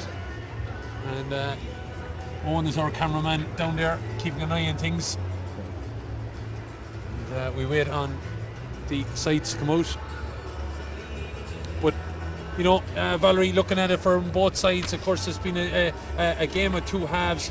You asking me about calling it, I thought I was maybe somewhere right with regards to Clonduff, but Gaultier, and credit to them, have come firing back in. They have, and here they are firing back out into the pitch. I'm sure they're going to be extremely happy coming out in the second half, because they really got themselves into the game in the last 15 minutes, and their confidence now will be up. And I just hope that it wasn't the momentum and the break came at the wrong time for them, is the only thing that you'd think about Gaultier, because they were doing so well. Did half time come at the wrong time for them? Yeah, so wait and see. Gaultier back out onto the field, and both of these teams, of course, in their first All-Ireland final, but no effectively strangers as such to the All-Ireland series, having previously won their provinces. But it is, as you said, cool up here, but we're going to plough on now with the game. Gaultier out on the field, and maybe a little bit of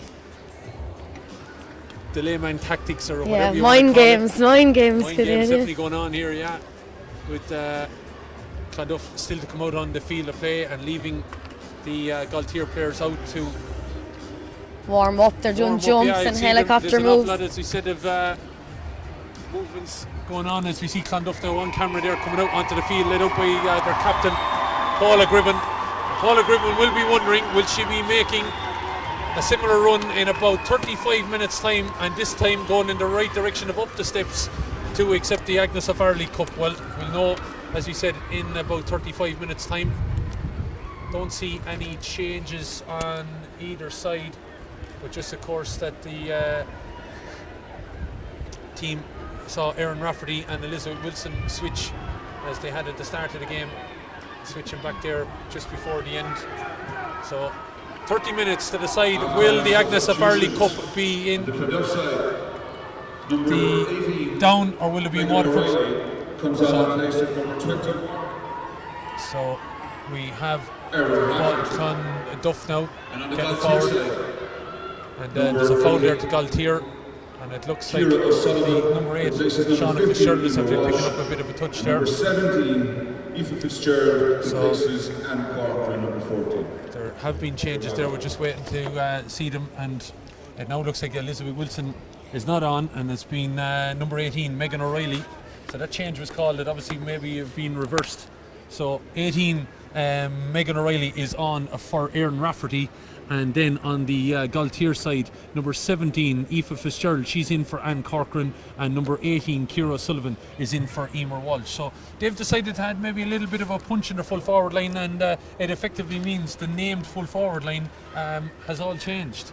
Yeah, it has, and you'd wonder, I suppose they maybe want to make those decisions because they spotted signs earlier on in the game. If you have a look around now, you can see the camera swanning around to the crowd in the stands just before the ball throws in here. But yeah, you'd wonder the changes, will it do them any good? Will it kind of shake them up a bit just after they're getting used to each other? Yeah, well, obviously Orla Murphy felt that there needed to be changes for Gaultier. And as we've mentioned to you, also in Megan O'Reilly has come in for number 21, Erin Rafferty. So those are the changes. As you can see, a few people venturing in over on the far side from either Schlockneil or St. Martin's. But it's Clonduff anyway. They've got this ball over on the far side. And it's going to be delivered forward here now by Cassie Fitzpatrick. Delivered into a little bit of space here now as Clonduff attack the Hill 16 in and getting on it. Sarah Louise Carr settling on the ball. Got her first decent ball of the last 20 minutes, and she's driven it over the bar with a little bit of purpose. And I didn't even imagine there might have been a bit of anger in that one from Sarah Louise. Just ensured it went over the bar. It did look like it. It's her third point of today's game, getting this one now in the second half, just 2 minutes in, and she did look quite aggressive towards the ball, but she knew she wanted to get it over. Well, it's effectively her first ball that she's been able to get a shot off of in a while. Such was the dominance of Gaultier, and it opens up that goal difference again now. And Clonduff look like they've come out with a little bit of business. I'd say there's a bit of a flea in the ear. Yeah, something must have happened inside, and something have to have been said, especially when they're falling back so much in the last 15 minutes of the first half. But you're right, they have come out with a bit of aggression and a bit of a want to this game. So here's this now from Fionnuala Carr, about to take this free down 45 metres from her own goal, delivers it up in front of the Hogan stand, trying to control it there, and the end of the stick was Isabella O'Hare, gets away from her though, and Gaultier looking to charge out with it here now with Hannah Flynn down along the wing now, looking for maybe a chance to breaking ball. Might fall for Emma Roach there, and Emma Roach drives Clara Cohen out over the line with the ball in hand. And there's a few positional switches there as well. Emma Roach, as we know, stalwart of the team, won an All-Ireland junior title in 2011 with Waterford. Looking to get this ball forward here now. Gets a good cut in it now, down into the corner, where using her body very, very well there was Aoife Fitzgerald. That means all the Fitzgerald cousins are on the team. And the referee says there was a foul committed there by Clara Cohen, and it's going to be a free in and a chance, I would imagine, for Annie Fitzgerald to get some points on the board. Gaultier player down injured after that knock there. That of course being Aoife Fitzgerald.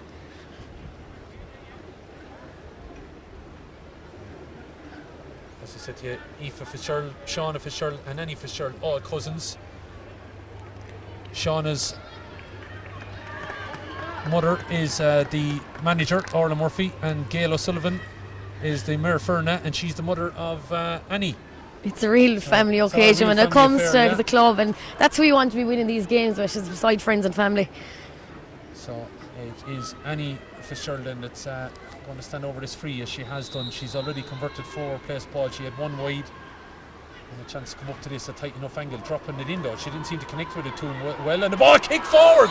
Could have been dangerous there. It was Patricia Jackman that just pulled on that as she fell, and it just got out by the post. I genuinely thought that was in Killian. Whatever way the net rattled, I thought she had it netted, but that was such a dangerous ball, and it would have really, really livened the game if that went in. Yeah, no doubt about it. After 35 minutes, then a goal chance there for Gaultier. That would have levelled the game, but it remains 8 points to 5, and it's the Down and Ulster champions that lead, and it's trying to be Sarah Louise Carr kicking this ball forward, having a big game. 3 points she's got, 4 points for Paula Gribben, and there's also been a monstrous score that came in from Fionnuala Carr. Those are the scores for Clonduff. It's Annie Fitzgerald and Claudia Carroll that have the points for Gaultier, as Gaultier trying to get forward here now, but trying to get in there and win that ball was Sarah Murphy trying to help out, but Gaultier is still in there, trying to be Annie Fitzgerald trying to get in there and win it. Kate Lynch is in there as well, looking to see Patricia Jackman in there, looking to dig a ball out, as well as the player wearing number 18, Ciara O'Sullivan. Ball is being flicked out, trying to dig it out there is Clonduff, looking to kick it forward. Then even was number 13, Beth Fitzpatrick, but the ball has been turned over by Gaultier, but it's Clonduff still trying to get it. Charge coming in there, referee didn't see anything wrong there with Clara Cohn having a physical tussle there with Claudia Carroll. She did take a right knock there, Killian. He took a while to give it as well. Yeah, and eventually he decides to throw the ball in, but it's been taken forward here now by Clonduff's Katie McGilligan. McGilligan trying to get it towards Cassie Fitzpatrick. It's knocked out off her, and it's going to be a sideline ball here then for Clonduff. As we said, let us know where you are on the AIB. If you're watching on Facebook or watching on YouTube, comment below the pictures, and we'll hopefully, as I said, be able to catch up with it and be able to give you a shout out. We'd ask Valerie just to have a look at Facebook there, just see if we have any comments. So we have David keeping an eye on that, thanks. And as the ball is played inside by Fionnuala Carr, wasn't a great sideline cut, and trying to kick it forward there now is Claudia Carroll. Carroll trying to get it in field, but it's Clonduff to read it here. As we said, can spot them very, very well in their I suppose the official colours is yellow and navy, but looks a little bit more like gold to me. But anyway, that looked to be steps there a little bit by Cassie Fitzpatrick, but the referee allowing the play to continue, and now Clonduff in a little bit of pressure here. Gribben getting in to try and win this, and that of course is Paula Gribben playing a captain's part, trying to scoop lift it again and playing it in field and looking to lay it off, and that's a lovely pass taken by Sarah Louise Carr. Carr in the end of the hurl now has a bit of support, and that coming from Orla Gribben, but elects to go for her own score, dropping it in, but dropping it to the right and wide. Probably who can blame Sarah Louise Carr, but she probably could have laid it off there to Katie McGilligan, but the referee has decided he's calling it back for a free. The Waterford crowd not happy with him, but John McDonough was feeling he was giving Sarah Louise Carr the advantage, and it's called back for a free, Valerie. Yeah, we're just taking a look at the live stream now on the AIB GA page, and as Emer Quinn, she's tuning in. Of course, there's people watching from Cheltenham. It's Come On Gaultier, plenty of sports supporting Anya Ling and her team from the UK, an exciting game. Plenty of support online from Clonduff. If you want to comment on the Facebook, let us know where you're watching from, and we'll give you an shout out on. It's a great day, plenty of people watching. It's great to see people from all over the world tuning in the AIB GA. Yeah, Martine McCarthy is getting in there with Gaultier, saying they can do it, and well, they can do it. They still have plenty of time here, 22 minutes, but here's a chance now for Paula Gribben. Hasn't got a point since the 12th minute, because really Gaultier have curtailed their fouling, but Paula Gribben has put that ball over the bar, and after 38 minutes she has pushed out the gap a little bit again to 9 points to 5. Clonduff getting the start to the second half that probably Gaultier needed. Yeah, they definitely did need to come out fighting, but you know what, Clonduff, they did have a word half time, and they did say, why are we letting them get back on top of us? So they are pushing on. They are definitely pushing on here, as the hands getting a little bit cold up here, and we can see the players down below trying to get all sorts of movement and blood going in the hands, as the puck out comes now from Ciara Jackman. Has added another top since half time, and who could blame her, because she is the open end now at the Hill 16 behind her back. Is coming forward here now with a strong run to Shauna Fitzgerald, but taken away off the hurl. Lovely bit of play there, you'd have to say, by Clonduff, to be able to flick that ball away just as Shauna Fitzgerald was thinking about a shot at the post here.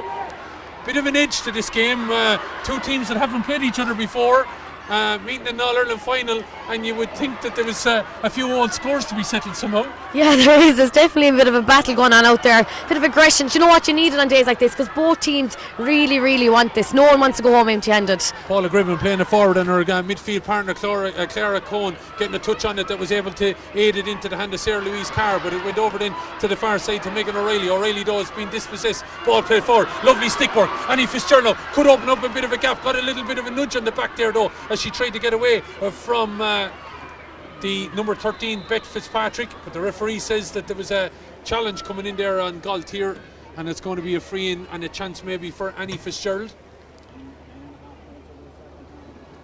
Difficult enough angle though here then for Annie Fitzgerald to try and get this. 40 minutes gone.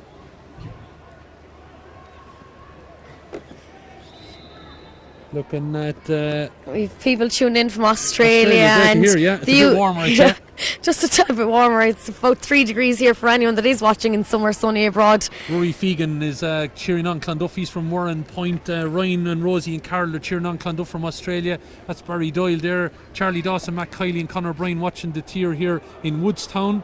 There's a hen party there as well. Keep an eye on that one as this ball goes in, dropped away. Opportunity still to be flicked away, but it's Gaultier all over it. But Clonduff have done the needful, and again an Annie Fitzgerald ball has just dropped short there. A difficult enough angle, but Gaultier could turn it into something, but that hand pass has gone astray, and you could see the frustration there as that pass didn't go to hand. But here comes Emma Roach now. Roach looking to flick this ball off. Eventually trying to get forward here. Shauna Fitzgerald 20 yards out, still going forward with it. Fitzgerald dropping it in and dropping it to the left and wide. Just the last couple of frees for Gaultier, they've dropped short. They have dropped short, and there is opportunities there for them. They aren't getting, but they need to take every opportunity they get here. They need to leave no stone unturned, because it stays like this, you're going to regret not being able to pop them ones over. Shout out to Louise Rogers' hen party en route home for Kilkenny, watching the live stream. Come on Clonduff, that's Nicole Cunningham that's been on to us. Plenty of Gaultier comments as well. And watching here from Sharjah in the UAE. Wow. That's Alexander McNabb. Good to see that. So good coverage from numerous different places all over. And Clonduff though are coming forward. They lead by 9 points to 5. Gaultier struggling now to get a score, having finished so strongly at the end of the first half. Maybe there's an opportunity here. Anya Ling, long ball is in behind, has to be dangerous. Hockney gets it into the hand, steps over on her player and delivers a lovely ball to the far side of the field. Well played, Karen Hockney. Yeah, definitely. She saw that there was going to be a dangerous, and she came out and she left her post.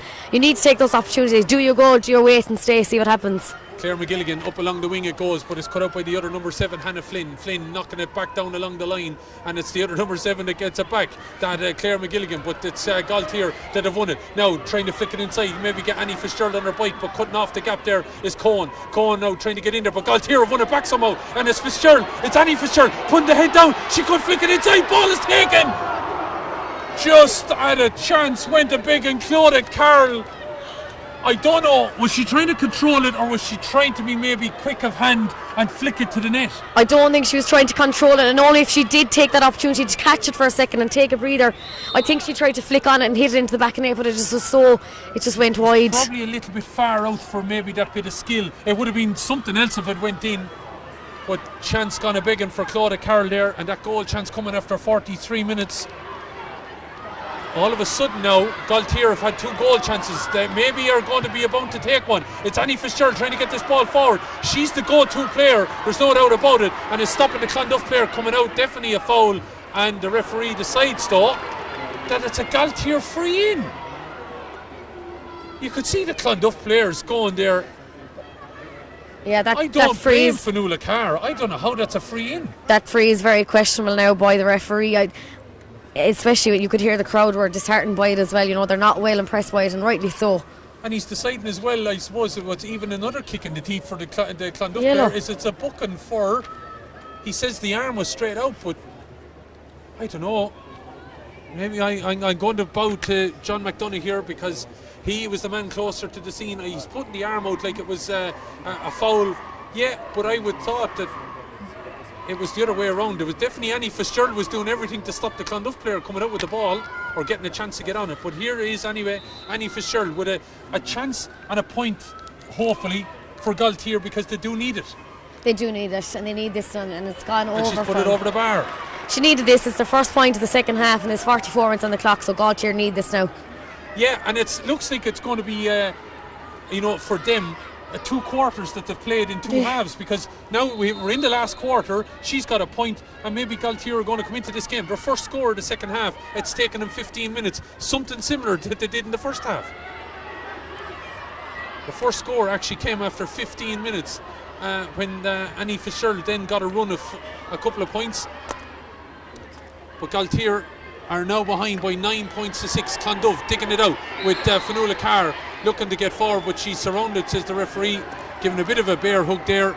And Fionnuala Carr is maybe making sure Gaultier are not going to get a run of scores here.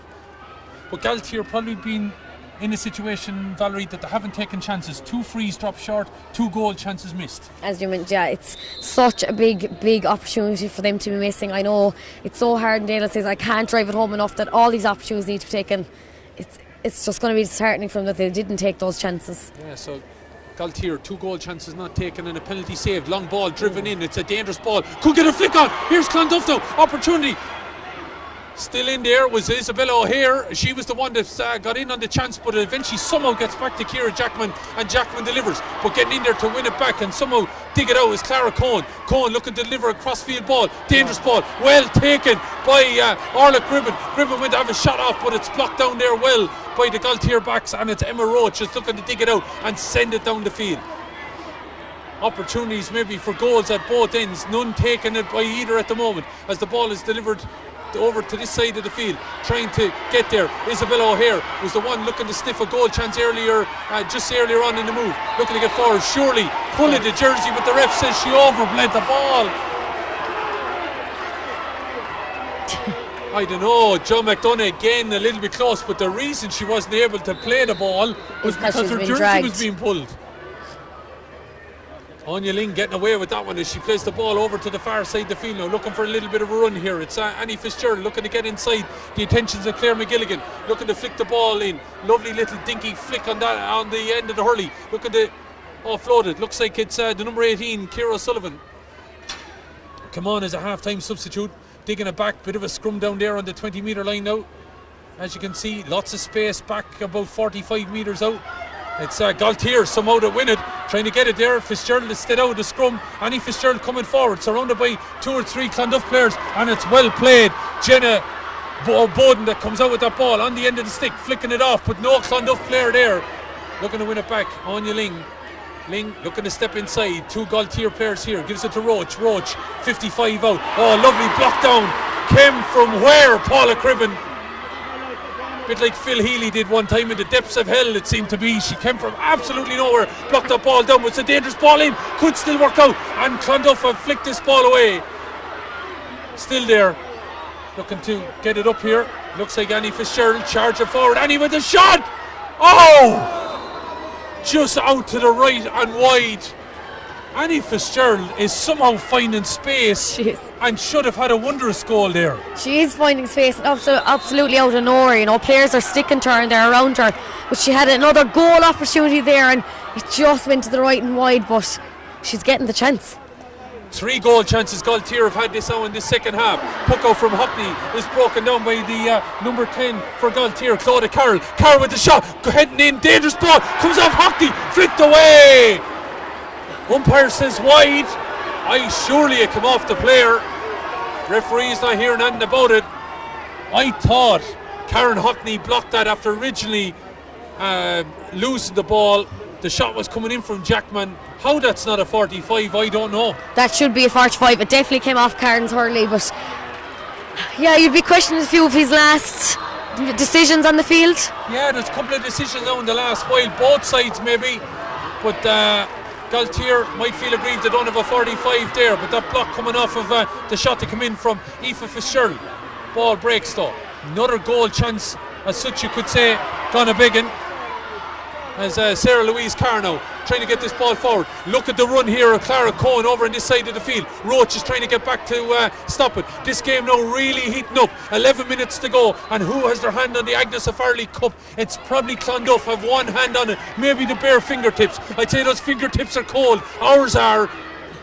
9 points to 6. It could go either way. 11 minutes remaining. I pity any cameraman at the moment as trying to keep their eye under focus here. And woman, camera woman. Yes, don't forget Emma is there as well. Luke and Mike here with it as well. Owen is taking a breather at the moment. He'll be back down sideline in the next while, but you are tuned to AIB's coverage, streaming live here on YouTube and on Facebook of the Club Camogie finals. Their 3rd year in a row to stream the final and their 6th year of Camogie sponsorship and all, as Gaultier have a player down injured over on the far side. 10 minutes ago, Valerie, anything could still happen here. Yeah, as you mentioned, you would think that Clonduff does have one hand on that trophy, but anything can happen. I think Gaultier are really showing that they're still showing determination and that they still want it. They haven't given up. They're getting chances. They just need to take them. Yeah, so at half time, of course, it was 7 points to 5, and Clonduff came out and got a great start.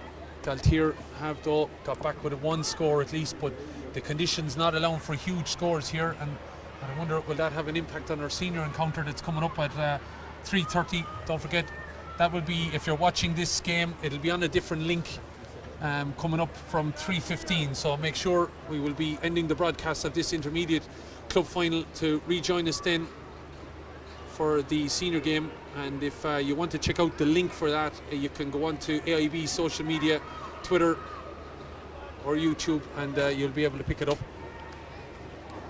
But not a great day for the club finals, unfortunately, after a cracking month of February. Unfortunately, March hasn't started off that great weather-wise. Last year it was snow, this time it's incessant rain, as we watch the Gaultier player getting a little bit of medical attention now. Not sure which one of the forwards it is, but everyone now trying to keep going. There's loads of swinging movements and jumping jacks going on in one place, and everything going, and some of the jumping jacks are happening up here in the press box. There sure is. I think what both sides out there are showing that they're giving it their all, especially in such bad conditions here today. It's a real battle, and it's a great spectacle, great here to watch. You can hear the crowd downstairs picking up. They're screaming Clonduff. Gaultier, I'm sure, a bit of a shout going on as well. Senior players I see of Schlockneil over just come out that have had a look.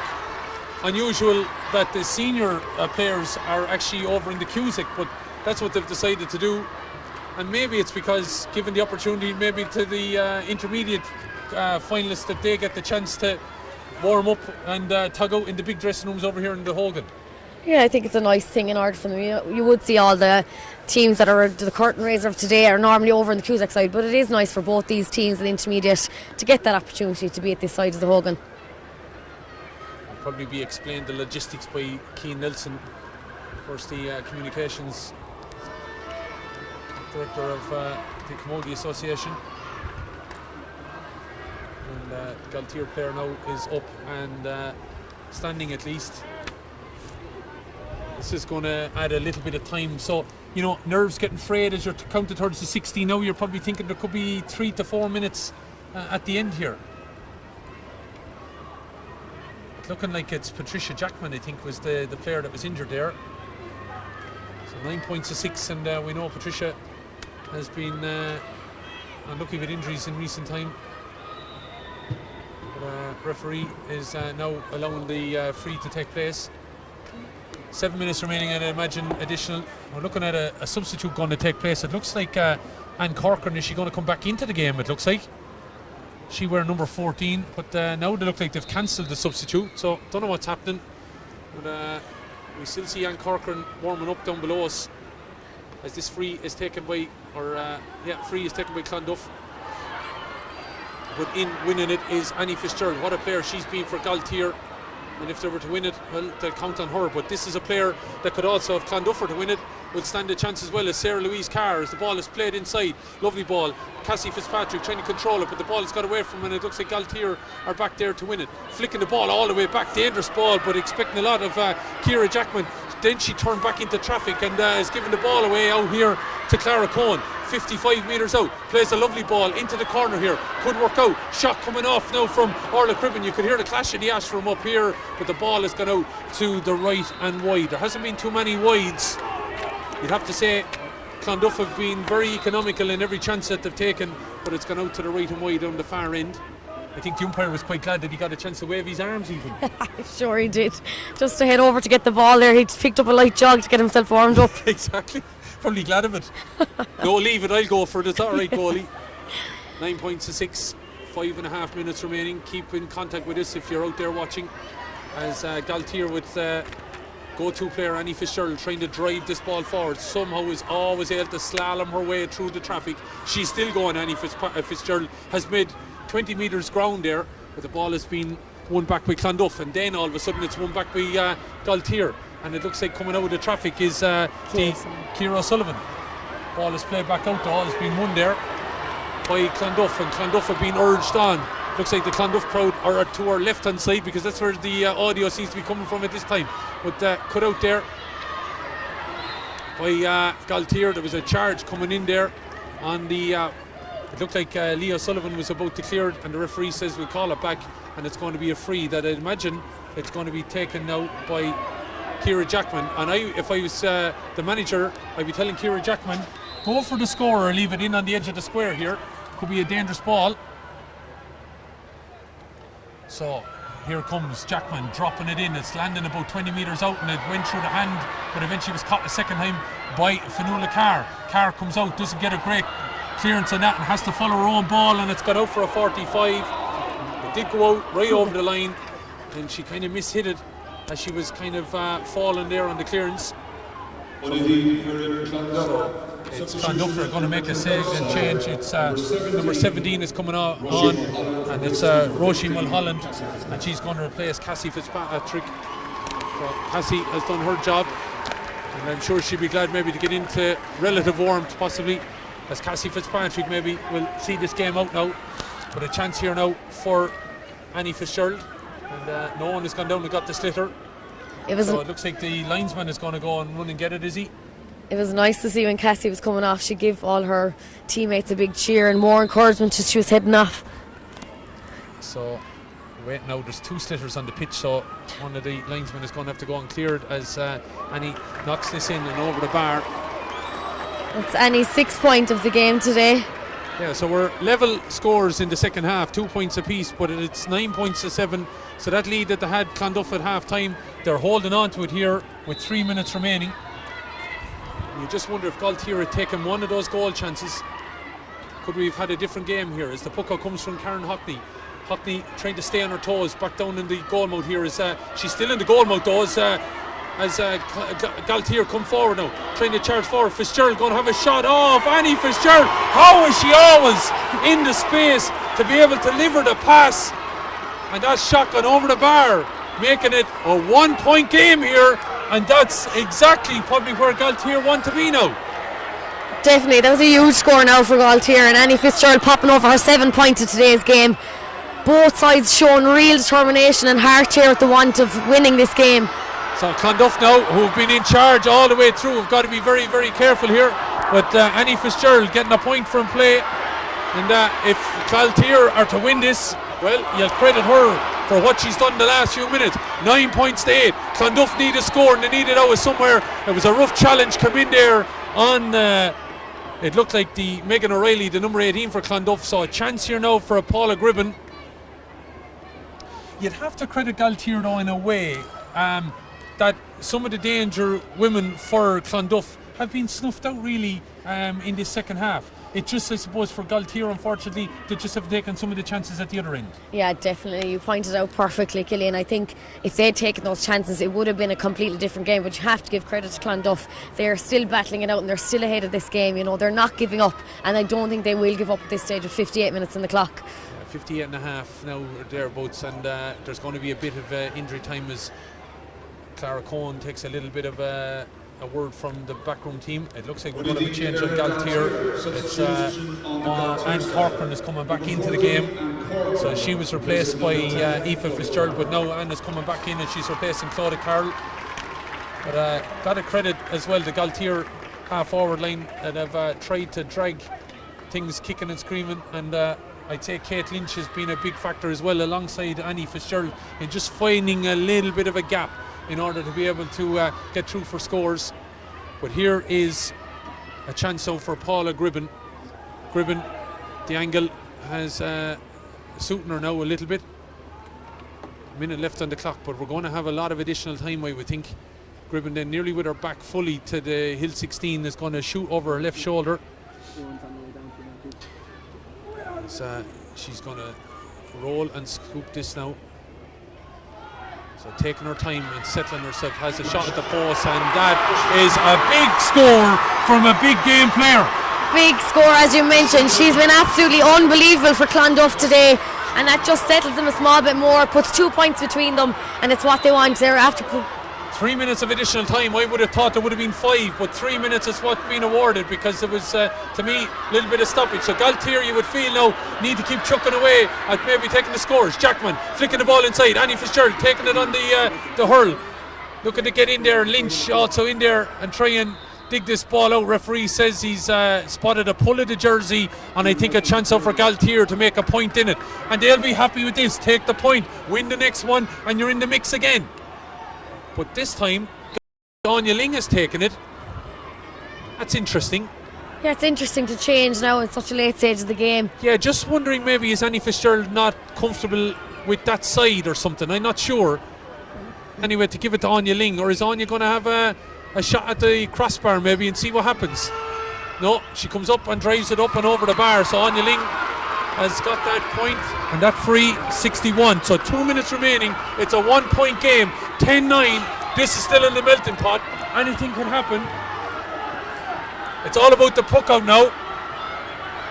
And Clonduff, who have led this from the off, are now having to fight tooth and nail for it. Ball breaks. Going to win it. Gaultier are in on it. Looking to kick it forward. Clonduff looking to dig it out. Charging forward with it. Under her own 65. Still going. Hit the deck.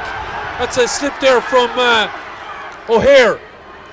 Trying to get it in her hand. Gaultier have this. 10 points to 9. A minute and 50 seconds remaining.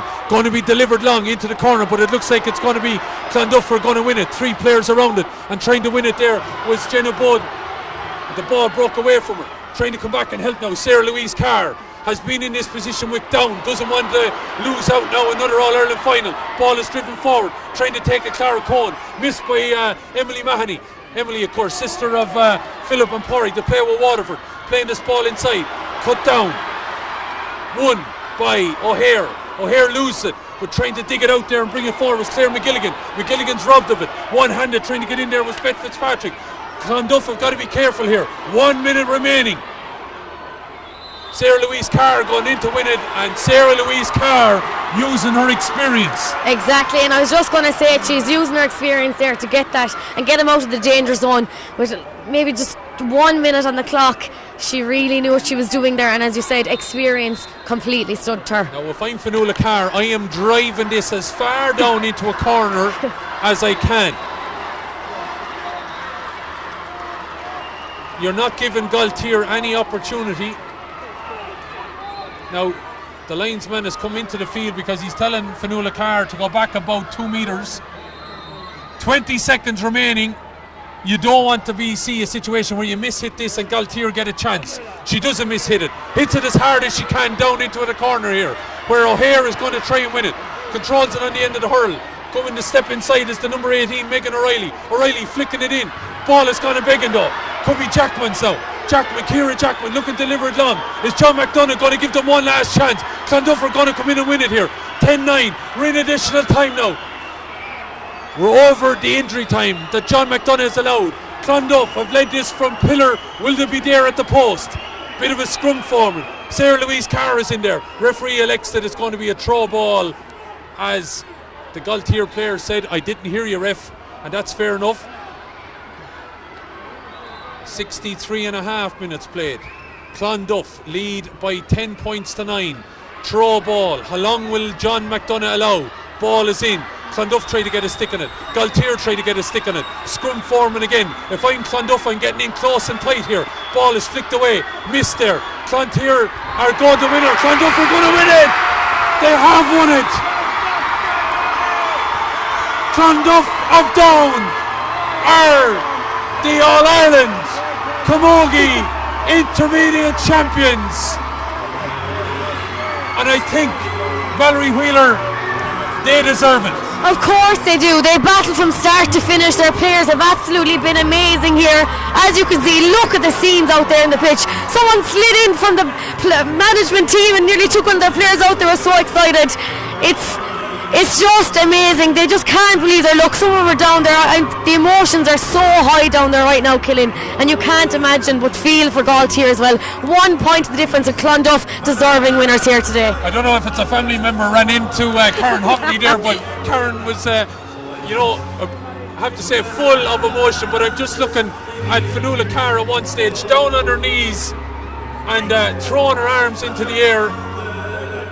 Credit Gaultier. They gave it everything, but I think it would have been a travesty if Clonduff hadn't won it when they considered they led right from the off. Of course, and you're dead right. They were well-deserving winners here today, leading from start to finish. And you know what? Paula Gribben was absolutely unbelievable, along with other players. Sarah Louise Carr. You could mention them all out there today. They really did battle hard. Yeah, let's head down to the sideline then. I'm sure Oisín is going to be able to give us words, but from up here, an incredible picture as Clonduff are All-Ireland Intermediate Camogie champions. Well, fantastic scenes here in Croke Park. In the stand behind us, a lot of noise, a lot of singing. On the pitch, as you've been seeing, just an outpouring of joy as Clonduff win their first ever AIB All-Ireland Intermediate Club title. Ursula Jacob, they deserved it, didn't they? I think so. Look, I think they had the overall better performance. It was a great team performance, but their leaders really shone today. Paula Gribben, look at that final point that she got, to put them 2 points ahead. She led from midfield all day. Fionnuala Carr, a massive game. And Sarah Louise Carr, she got some vital scores, 3 points from play. And I'm delighted for her because, her last experience in Croke Park, she got sent off in the final last year for Down. And look, she got to redeem herself along with the rest of the girls on the Down panel. Richie Power, Clonduff have shown today how important experience how important experience is on the big day in Croke Park. Yeah, absolutely, Oisín. And I just said it to Ursula up in the stands. It took Gaultier 14 minutes to score again in the second half, and it was the same in the first half. So I'm sure when they look back over the next couple of days, they're really going to rue those first 14-15 minutes of both halves. But you have to give Clonduff great credit.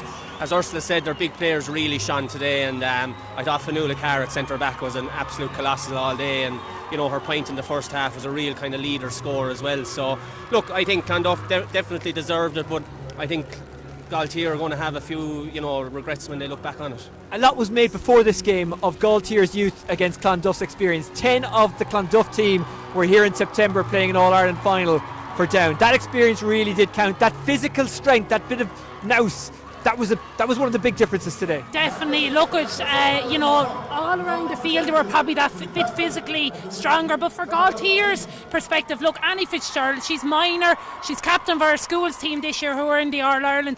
Look, I'd say fair play to her. She never stopped trying all day. Clodagh Carroll, another minor. Gaultier will be back. Look, this is their first appearance in the final. They're a young squad. Maybe 8 or 9 years ago they couldn't field a team, and look at where they are today. There was only 1 point in the difference, and they were probably, they probably missed a few chances. They were unlucky for a couple of goal chances, but look, I think they will be back. We'll see the presentation in just a moment, but really emotional scenes here in Croke Park as Clonduff get awarded their first ever All-Ireland final trophy. Richie, that's a special moment, isn't it? Yeah, absolutely. And I think this is a day that these girls will never ever forget. And over the course of the next kind of couple of days, it'll really sink into their achievement. And great credit to them. And again, I think their experience of being here on last year for the intermediate final, I think that really kind of got them over the line today, especially in that last kind of 3 or 4 minutes. No better person, no more deserving person to lift this trophy than Paula Gribben, as we're seeing right now, Ursula.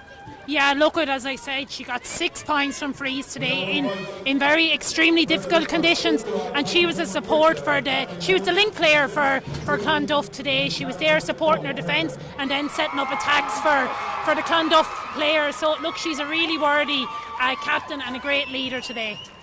We'll hope to hear from Paula in a few minutes, but she's got a bit of work to do first. What's it like, Ursula, being up there lifting that trophy?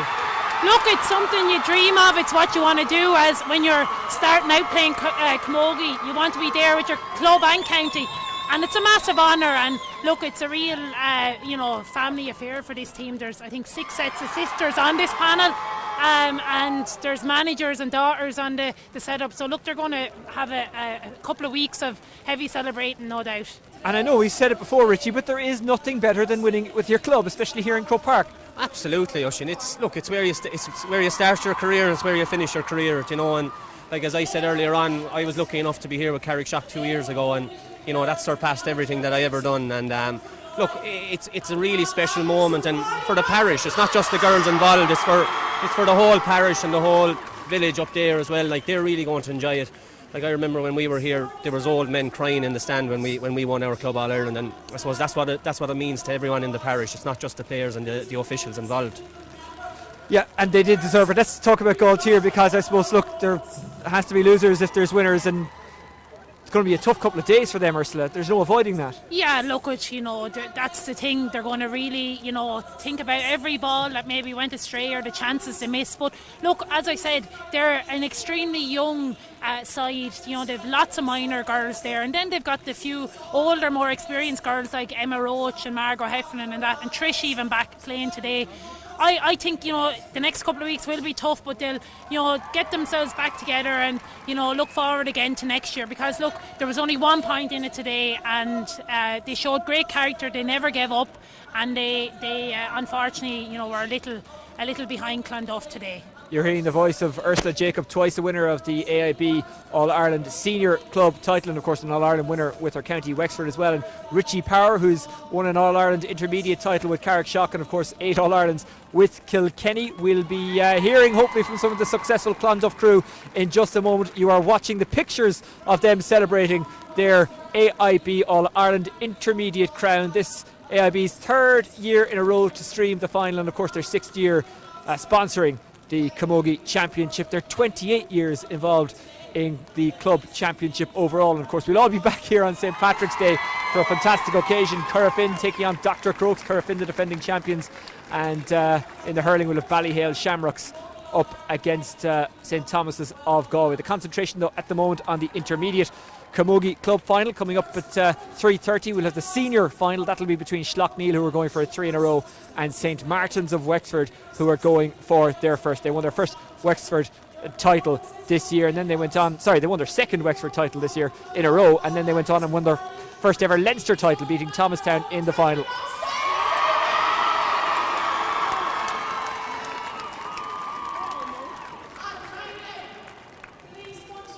And sometimes you just need to sit back and soak it in. That's what we're going to do for a moment.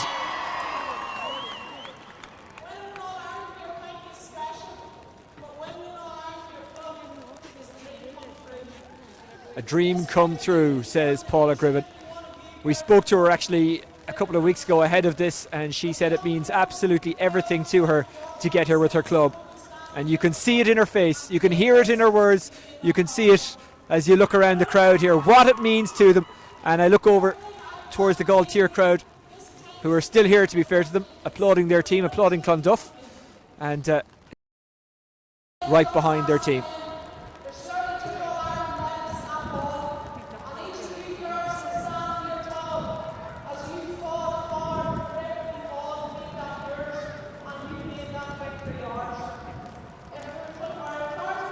Not sure how much of Paul you're hearing, but she's saying that they worked hard for every ball, they fought for every ball, and I've no doubt you heard her screaming and shouting there, and rightly so. This is what it's all about. Clonduff, the AIB All-Ireland Intermediate champions, and it's a proud moment for them, and we'll be hearing from some of them in just a couple of moments. Richie, I mean, these are memories they'll never forget. Yeah, absolutely, Oisín, and as I said, it's only over the next kind of couple of days and weeks that they'll actually, I suppose, realise what they've achieved, and I think it's a day that they'll never ever forget in their career, and there's no better feeling, and you'd have to feel sorry for those Gaultier girls walking in there now. They stood arm in arm out there while the presentation was taking place, and I think that's what it really shows and what it really meant to them. But I'm sure, as Ursula said, they'll be back. They're a very young side, so I fully expect them to be back here again. Ursula, your final thoughts? Yeah, look at Gaultier, will be very disappointed, but in fairness, Clonduff, they've experienced heartache in the last few years as well. They, Eglish from Tyrone had dominated the Ulster scene, and in fairness, they kept ploughing away, and Clonduff have really, shown why, they're deserving champions this year. Okay, for now, Richie and Ursula, thank you very much. You're going to be back for the senior game. We're going to get some reaction from Clonduff now. We're joined by the manager, Damien Farnan. Damien, congratulations to you and Clonduff. How does it feel to be AIB All-Ireland Intermediate Champions for the first time? Absolutely amazing. Never thought we'd ever see this day starting out start of the year and through the championship. Getting out of Down was the hardest thing we've had to do until today. And that last second half was an absolute titanic battle for both teams. And I'd like to congratulate Gaultier on such an amazing game. They made us fight the whole way, right to the bitter end. And you did fight for every ball, didn't you? Did your experience tell in the end? Yes, I think it did, especially our defence. Our defence, that last 15 minutes, they coughed up every ball, come out with it and tried to play the ball out the field, kept possession. On that today, we would have been beat there today all for them. Damien, well done. Congratulations to you and Clonduff. Enjoy your celebrations. I'm sure it'll be a shorter trip back to Down for Clonduff than it will to Waterford for Gaultier. So, part 1 is over. Down have taken the title. Clonduff are the AIB Intermediate Club Champions. Let's hope the rain eases off. If it doesn't, I'm going to need wipers for the second match. We're back with you at 3:15 for Schlockneil against St Martin's. That's going to be a belter. So join us then. For now, goodbye.